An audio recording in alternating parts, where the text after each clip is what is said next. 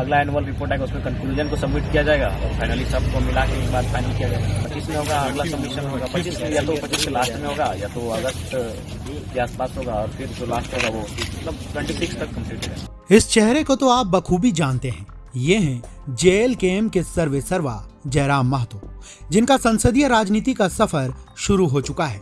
जयराम अब डुमरी विधानसभा सीट से जीतकर विधायक बन चुके हैं।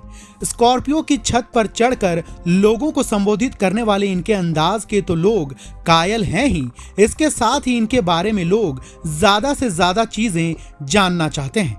जयराम महतो राजनीति के साथ साथ अपनी पढ़ाई पर भी पूरा ध्यान दे रहे हैं।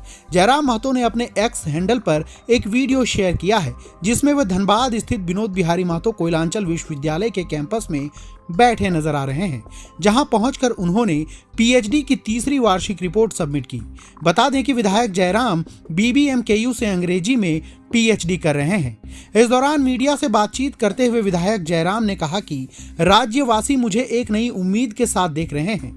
हमारी विचारधारा ही 11 लाख वोट के पीछे का बैकग्राउंड है। उन्होंने कहा कि शिक्षा से ही विचारधारा का निर्माण होता है। मुझे लगता है कि शिक्षा से ही आप आगे और बेहतर कर सकते हैं। तैयारी अब अंतिम चरण में आप कर रहे हैं।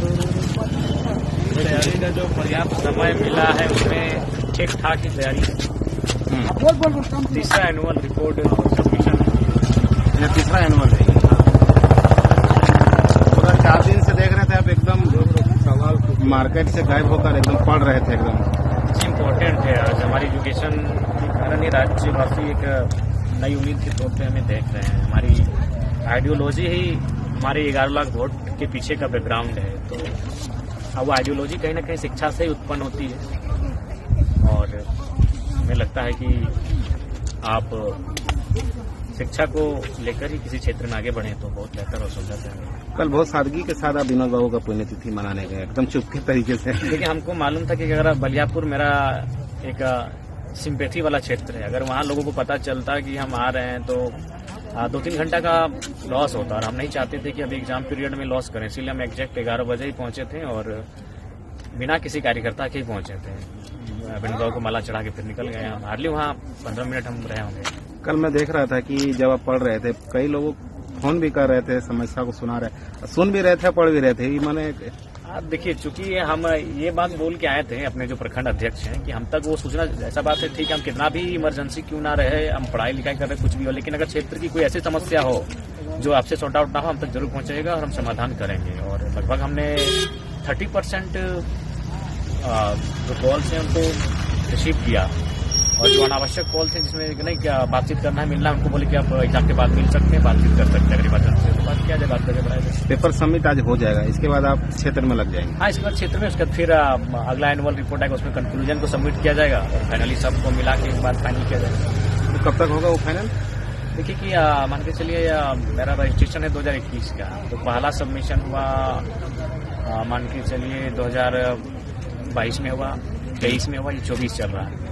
तो अब मान के चलिए 25 में होगा अगला सबमिशन होगा, 25 या तो 25 के लास्ट में होगा या तो अगस्त के आसपास होगा और फिर जो लास्ट होगा वो मतलब 26 तक कंप्लीट है। विधायक जयराम महतो ने आगे कहा कि वे पिछले 4 दिनों से पढ़ाई में व्यस्त हैं, लेकिन उन्होंने अपने सेक्रेटरी को बता रखा है कि अगर कोई बड़ी समस्या हो तो उन्हें जरूर बताएं ताकि वे उसका समाधान कर सकें। उन्होंने कहा कि आजकल वह लगभग 30% कॉल ही रिसीव करते हैं, साथ ही मुलाकातियों को परीक्षा के बाद मिलने का समय दिया है। उन्होंने कहा कि तीसरी वार्षिक रिपोर्ट जमा करने के बाद अब वो फिर से क्षेत्र में कार्य में लग जाएंगे। अगले वार्षिक रिपोर्ट के लिए कंक्लूजन सबमिट किया जाएगा। उन्होंने कहा कि मेरा रजिस्ट्रेशन 2021 का है, पहले सबमिशन 2022 में हुआ था, अगला सबमिशन 2025 में होगा और इसका फाइनल सबमिशन 2026 तक पूरा हो पाएगा।